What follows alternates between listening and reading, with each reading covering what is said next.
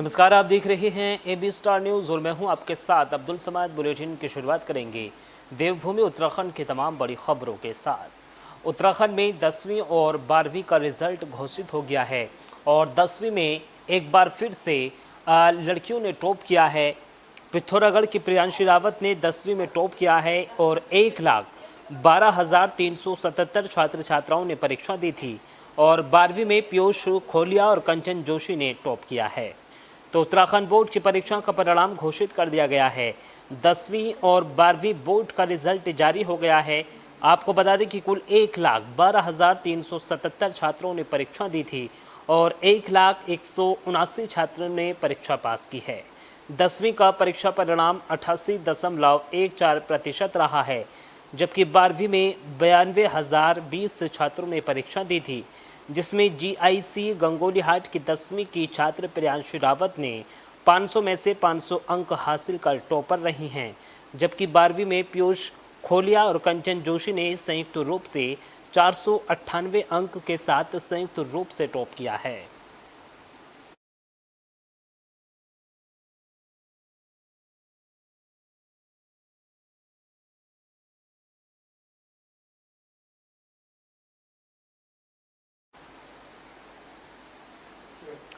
चलिए खबरों में आगे बढ़ेंगे। आज उत्तराखंड में 10वीं और 12वीं का रिजल्ट घोषित कर दिया गया है और इसी बीच अब उत्तराखंड के मुख्यमंत्री पुष्कर सिंह धामी ने भी जो उत्तीर्ण होने वाले विद्यार्थी हैं उनको बधाई दी है।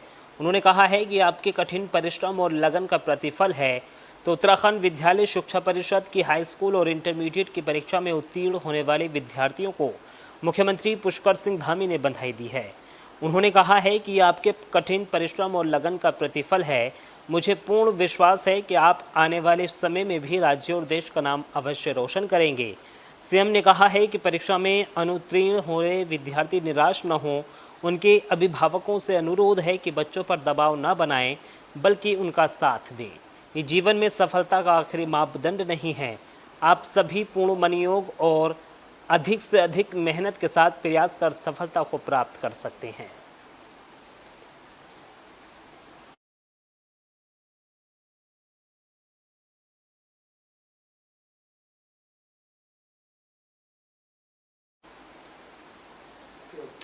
खबरों में आगे बढ़ेंगे। पतंजलि आयुर्वेद और दिव्यांश फार्मेसिस के 14 प्रोडक्ट्स बैन कर दिए गए हैं। सुप्रीम कोर्ट की फटकार के बाद उत्तराखंड सरकार ने लाइसेंस निलंबित कर दिए हैं। भ्रामक विज्ञापन प्रकाशित करने के कारण ये लाइसेंस निलंबित किए गए हैं।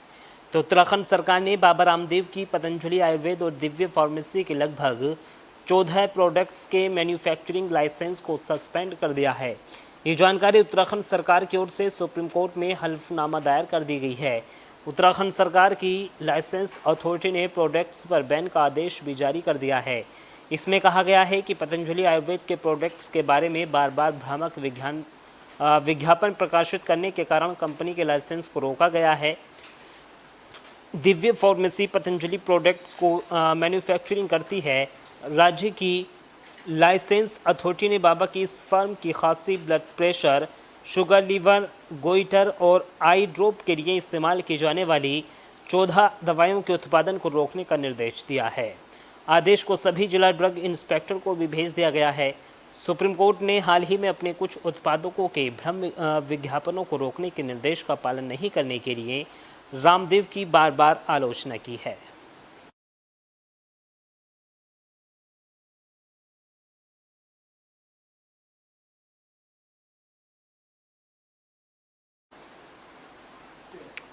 लक्सर और हरिद्वार रूट की 5 ट्रेनें रद्द कर दी गई हैं और ट्रेन रद्द करने से अब यात्रियों को भारी परेशानियों का सामना करना पड़ रहा है। पंजाब में किसान आंदोलन के चलते ये ट्रेन रद्द हुई हैं। तो किसान आंदोलन की वजह से सोमवार को भी लक्सर रुड़की की 5 ट्रेनें बाड़मेर से हरिद्वार, हरिद्वार एक्सप्रेस हरिद्वार से श्री गंगानगर और श्री गंगानगर से हरिद्वार इंटरसिटी एक्सप्रेस और हरिद्वार से अमृतसर और अमृतसर से हरिद्वार जनशताब्दी एक्सप्रेस निरस्त रही है। आंदोलन के चलते कई गाड़ियां लेट हुई हैं। फिरोजपुर कैंट से धनबाद गंगा सतलुज एक्सप्रेस सबसे ज़्यादा 13 घंटे और वापसी में धनबाद से फिरोजपुर कैंट की यही ट्रेन करीब 9 घंटे लेट रही है।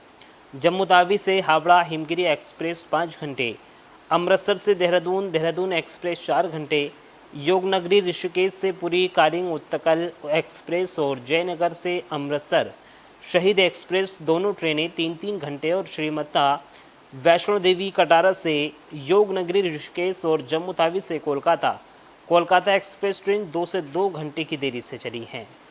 श्री माता वैष्णो देवी कटारा से वाराणसी और वाराणसी एक्सप्रेस और पुराना कोट से अमृतसर जनसेवा एक्सप्रेस ट्रेन भी लगभग 1-1 घंटे की देरी से स्टेशन पर आई हैं। इनके अलावा जयनगर से अमृतसर किलोन स्पेशल ट्रेन का रूट पुरानी दिल्ली से लुधियाना और अमृतसर से कटिहार, अम्रपाली एक्सप्रेस का लुधियाना से नई दिल्ली डाइवर्ट करके चलाया गया है।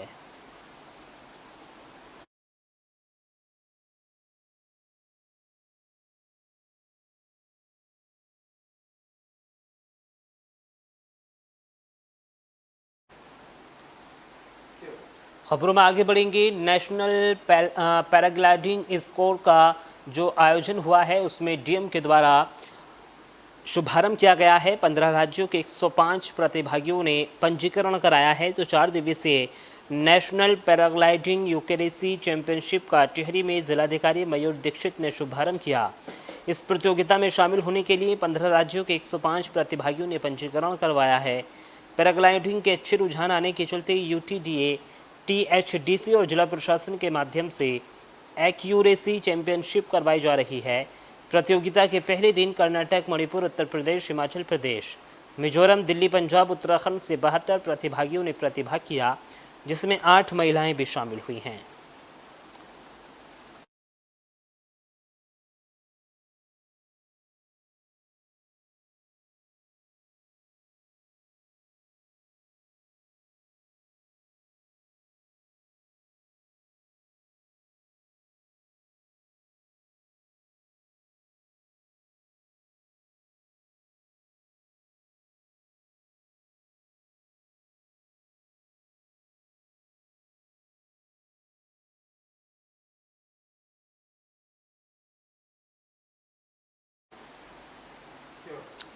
चलिए खबरों में आगे बढ़ेंगे। उत्तराखंड के पूर्व मुख्यमंत्री हरीश रावत ने अपने कार्यकर्ताओं का आभार जताया है और साथ ही साथ कार्यकर्ताओं का शुक्रगुजार हूं मैं, ऐसा भी हरीश रावत की ओर से बयान दिया गया है। लोकसभा चुनाव सकुशल संपन्न होने के बाद पूर्व मुख्यमंत्री हरीश रावत ने भगवानपुर विधानसभा पहुंचकर कांग्रेस कार्यकर्ताओं का आभार व्यक्त किया है और कहा है कि वो शुक्रगुजार हैं अपने कार्यकर्ताओं के, जिन्होंने पूरी शिद्दत के साथ कांग्रेस पार्टी के प्रत्याशी वीरेंद्र रावत को भारी संख्या में वोट दिलाने का काम किया। उन्होंने भगवानपुर से कांग्रेस विधायक ममता राकेश का भी आभार व्यक्त किया है। उन्होंने कहा है कि मैंने वीरेंद्र रावत को भी कहा है कि अगर सदन में जाने का मौका मिला तो सदन में सड़क से जनता के मुद्दों को उठाने का काम करेंगे। कार्यकर्ता साथियों से, बूथ लेवल के कार्यकर्ताओं से भेंट करने के लिए आया। मैं ममता जी का बहुत आभारी हूँ, जिन्होंने सबसे भेंट करवा दी। देखिए, परिणाम तो 4 तारीख को आएंगे, मगर एक बात निश्चित है कि हमारे कांग्रेस के कार्यकर्ताओं में जो उत्साह, उमंग है, जोश है, हमको इसको लेकर के आगे चलना है। और हमारा लक्ष्य जो है अकेले दिल्ली नहीं है, हमारा लक्ष्य देहरादून भी है। हमारा लक्ष्य गांव-गांव में कांग्रेस को मजबूत करना है। नगर निकाय चुनाव भी आ रहे हैं, उसको लेकर क्या संदेश है कार्यकर्ताओं को? नगर निकाय चुनाव भी आ रहे हैं, उसको लेकर क्या संदेश है कार्यकर्ताओं को? इसके बाद जो भी चुनाव आ रहे हैं, हम हर चुनाव को जीतने के लिए काम करें। और चुनाव अभियान का यहाँ मैं किसी और के ऊपर नहीं छोड़ूंगा, अपने कंधों पर लूँगा। चाहे वो नगर निकाय के चुनाव हों, चाहे पंचायतों के चुनाव हों, कोई चुनाव संपन्न हुए हैं हमारे प्रथम चरण के उत्तराखंड के। तो हरिद्वार से लोकसभा के कांग्रेस के प्रत्याशी वीरेंद्र रावत जी के समर्थन में कांग्रेस के सम्मानित कार्यकर्ताओं ने बहुत मेहनत करके, जी तोड़ परिश्रम करके उनके लिए काम किया और पूरी मेहनत के साथ कांग्रेस को अत्यधिक वोट करवाने का काम किया। तो उन्हें को धन्यवाद करने के लिए आज पूर्व मुख्यमंत्री हरीश रावत जी, हमारे प्रत्याशी वीरेंद्र रावत जी के पिताजी यहाँ धन्यवाद करने के लिए और कार्यकर्ताओं का सम्मान करने के लिए उनसे मिलने के लिए पहुँचे। निश्चित रूप से जिस तरह से सम्मानित जनता ने, उसमें सभी समाज के लोग, चाहे हमारे दलित समाज के लोग हो या सर्व समाज के लोग, सब ने बहुत बढ़ चढ़ करके यहाँ पर मतदान किया है और सब ने समझ करके आरक्षण को बचाने के लिए, लोकतंत्र को बचाने के लिए, सम्मान के लिए और मातृशक्ति के सम्मान के लिए और महंगाई से लड़ने के लिए, बेरोजगारी से लड़ने के लिए सब ने कांग्रेस को मतदान किया है। निश्चित रूप से मुझे पूरी उम्मीद है कि 4 जून को सुखद परिणाम आएगा।